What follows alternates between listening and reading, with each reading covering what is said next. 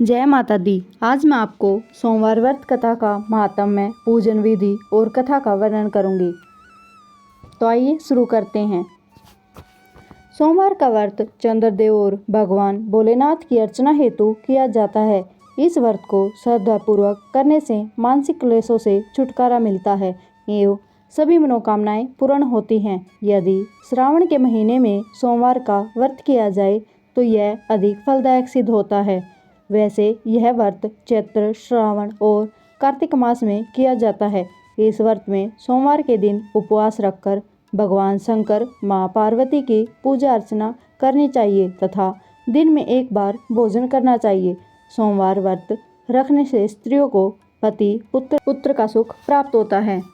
तो आइए जानते हैं पूजन विधि। भगवान शंकर की पूजा का श्रेष्ठ समय प्रातःकाल माना जाता है। अतः सोमवार के दिन प्रातःकाल ब्रह्म मुहूर्त में उठकर नित्य क्रम से निवृत्त हो स्नान कर पूजन हेतु ध्यान कर भस्म धारण कर कुशा कर बैठें। पूर्व अथवा उत्तर दिशा की ओर मुख रखें।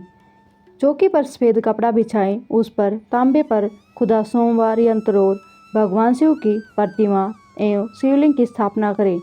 बिल्व पत्तर, पुष्प, अक्षत, जल एवं दक्षिणा आदि सामग्री अपने निकट रखें। शिव पूजन विधान के पश्चात व्रत कथा पढ़नी चाहिए। व्रत कथा पूर्ण होने के उपरांत भगवान शिव को भोग लगाकर तुलसी के पौधों को अर्घ्य दें एवं दिन में एक बार भोजन करें।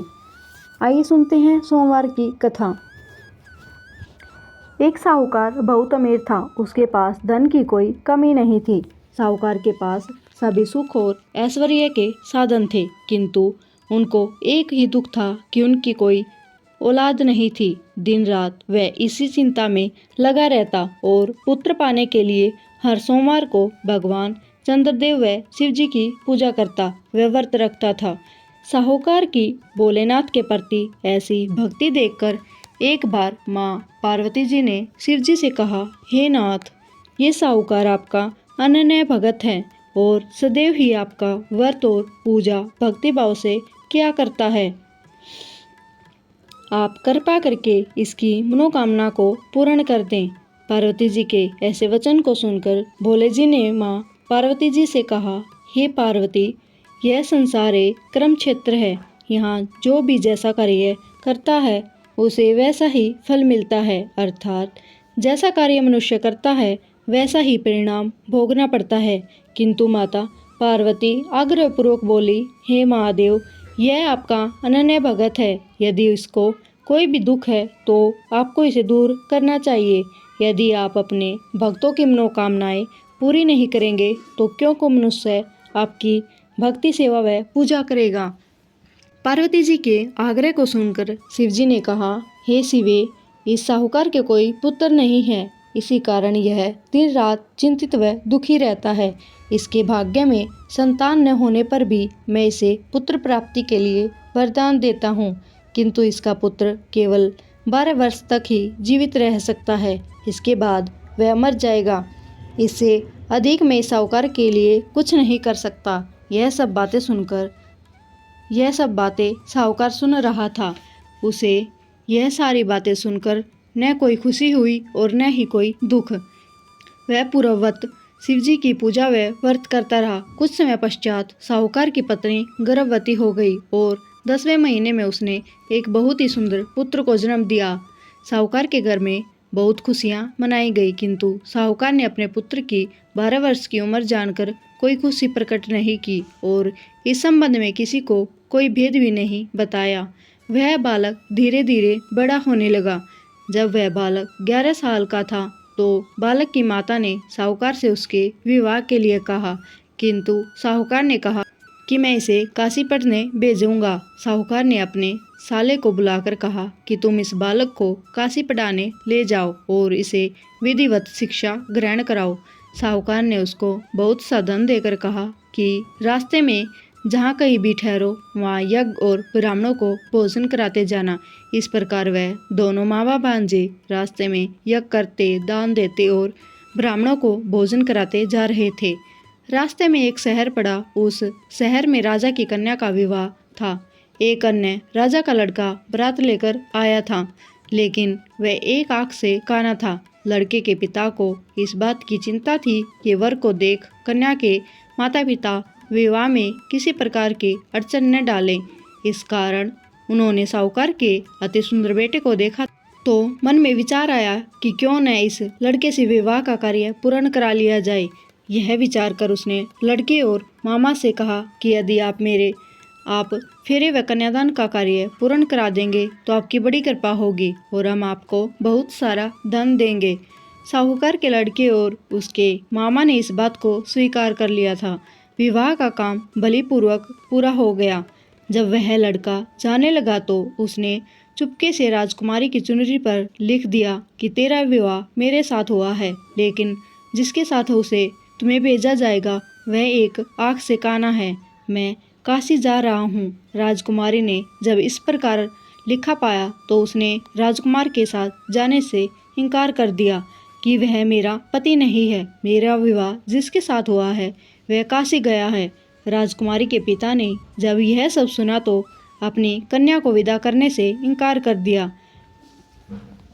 बारात वापस चली गई। उधर साहूकार का लड़का और उसका मामा जी काशी पहुँचे। वहाँ लड़के ने पढ़ना शुरू किया तथा अपनी अतिरिक्त समय मामा भांजे यज्ञ दानादि में व्यतीत करने लगे। इस प्रकार कई महीने बीत गए।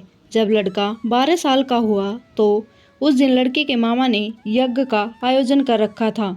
अचानक ही लड़के की तबीयत खराब हो गई। लड़के के मामा ने कहा, अंदर जाकर सो जाओ। लड़का अंदर जाकर सो गया। थोड़ी देर पश्चात लड़का मर गया। जब लड़के के मामा ने देखा कि वह मर गया है तो वह बहुत दुखी हुआ। उसने सोचा कि मैं पहले यज्ञ पूरा कर लूं, तब कुछ सोचूंगा। लड़के के मामा ने यज्ञ पूरा किया और फिर रोना प्रारंभ कर दिया। वह बहुत जोर जोर से रो रहा था। संयोगवश शिवजी और पार्वती उधर से जा रहे थे। पार्वती जी ने भगवान भोलेनाथ से कहा, हे नाथ, कोई दुखी व्यक्ति रो रहा है, उसके कष्टों को दूर कर दो। जब शिवजी और पार्वती वहां पहुंचे तो उन्होंने देखा कि वहां पर वह लड़का मरा हुआ पड़ा है। जब शिवजी ने देखते ही लड़के को पहचान लिया। पार्वती जी ने लड़के के मरने का कारण पूछा तो भोलेनाथ ने बताया, हे गौरी, इस लड़के की आयु इतनी ही थी, यह अपनी आयु पूरी कर चुका है। तब पार्वती जी ने विनम्रता पूर्वक कहा, महाराज कृपया करके आप इस लड़के को जीवित कर दीजिए, नहीं तो इसके माता पिता इसके वियोग में तड़प तड़प कर अपनी जान देंगे। माता पार्वती की बात सुनकर शिवजी ने लड़के को पुनः जीवित कर दिया। शिवजी की कृपा से लड़का जीवित हो गया। शिव शंकर व पार्वती जी शिवधाम चले गए। शिक्षा पूरी होने पर लड़का और उसका मामा पहले की तरह यज्ञ करते, ब्राह्मणों को भोजन तथा दक्षिणा देते अपने घर की ओर चल दिए। रास्ते में दोनों उसी शहर में आए। वहां पर उस लड़के की शादी हुई थी। वहां पहुंचकर दोनों ने यज्ञ कराना शुरू कर दिया। तब वे दोनों यज्ञ कर रहे थे तो उस समय लड़के के ससुर यानी वहां के राजा ने, जो उधर से घोड़े पर बैठकर अपने सेवकों के साथ जा रहा था, अपने लड़के को पहचान लिया। राजा ने महल में जाकर दोनों की खूब सेवा की। कुछ समय राजा के महल में रहने के बाद लड़के ने राजा से जाने की आज्ञा ली। राजा ने अपनी लड़की को लड़के के साथ विदा किया और साथ में बहुत सा धन व दास दासियों को भी भेजा। जब वे अपने शहर में आए तो लड़के के मामा ने कहा, पहले मैं तुम्हारे माता पिता को तुम्हारे आने की खबर सुना आता हूँ, तब तक तुम अपनी पत्नी सहित यहाँ आराम करो। ऐसा कहकर लड़के का मामा साहूकार के उसके पुत्र के आने की खबर देना चला गया। घर आकर उसने देखा कि उसके बहन और बहनोई छत पर बैठे हुए। उन्होंने यह प्रण कर रखा था कि यदि उनका बेटा जीवित लौट आया तो वह छत से नीचे उतर आएंगे, नहीं तो छत से कूदकर अपने प्राण त्याग देंगे। लड़के के मामा ने जब यह समाचार उन्हें सुनाया कि उनका लड़का जीवित लौट आया है तो उन्हें विश्वास नहीं हुआ। तब लड़के के मामा ने शपथ खाकर कहा कि उनका पुत्र अपनी स्त्री और बहुत से धन और दास दासियों सहित घर आया है। तब साहूकार और उसकी पत्नी छत से नीचे उतर आई तथा प्रसन्नता के साथ अपने बेटे और बहू का स्वागत किया। सभी प्रसन्नता के साथ रहने लगे। इस प्रकार भक्ति भाव से जो भी प्राणी सोमवार के व्रत का पालन करता है तथा प्रेम पूर्वक इस व्रत को सुनता या पढ़ता है तो उसके सभी कष्ट दूर हो जाते हैं, सारी मनोकामनाएं पूर्ण हो जाती हैं और इस लोक में सभी सुख सुविधाओं को भोगकर अंत में उसे शिवलोक की प्राप्ति होती है। इस प्रकार सोमवार के व्रत को 16 सोमवार तक करें, फिर उद्यापन करें और इस व्रत के प्रभाव से मानवों को सभी प्रकार के सुखों की प्राप्ति होती है।